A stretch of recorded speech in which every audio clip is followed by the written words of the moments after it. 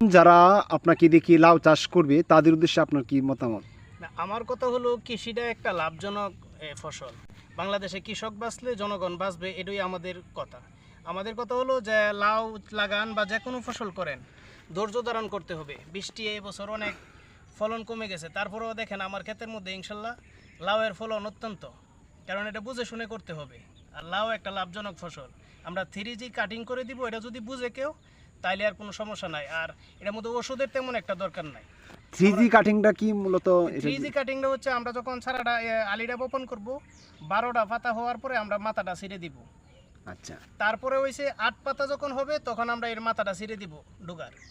এরপর হইছে 5 পাতা, আমরা যখন মাথাটা ছিঁড়ে দিব তারপরে দেখবেন যে শুধু লাউয়ের করা আর করা। পুরুষ ফুলের সাথে সাথে স্ত্রী ফুল আইসা যাবে।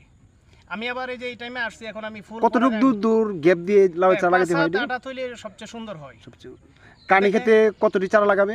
কানি খেতে কতটি চারা লাগাবে এটা আপনি যখন নাকি তারা লাগাবে 5 হাত পরে পরে লাগা গেল, যতটা চারা ওই লাগে সিস্টেম করে দিবে। আচ্ছা, এটার মাঝে কি পরিমাণ ওষুধ দিতে হয়? ওষুধ বেশি না, আমি এই যে দেখা গেছে কোটটা ব্যবহার করছি, এটার ভিতরে এই যে বলা যাইতেছে সপ্তাহ পরে পরে আমরা ফেলাই দিতেছি। এটার একমাত্র শত্রু হইল এই যে এই বলাটা। এটা আপনার এটার ভিতরে ইস্পাহানি কোম্পানির দেওয়া আছে, আর লাউডাও ইস্পাহানি কোম্পানির সুলতান।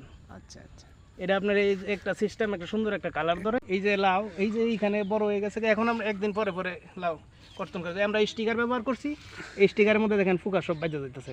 স্টিকারের কাজটা কি? স্টিকারের কাজ হলো যে এটার মধ্যে আকর্ষণীয় ফুকা বসবো, বসার পরে এটা আড়ালো ফাঁদ, এটার থেকে আর উঠার কোনো সুযোগ পাইতো না। আচ্ছা ঠিক আছে, ধন্যবাদ তাহলে আপনাকে আজকে আমাদেরকে সময় দেওয়ার জন্য। ধন্যবাদ আপনাকে। তো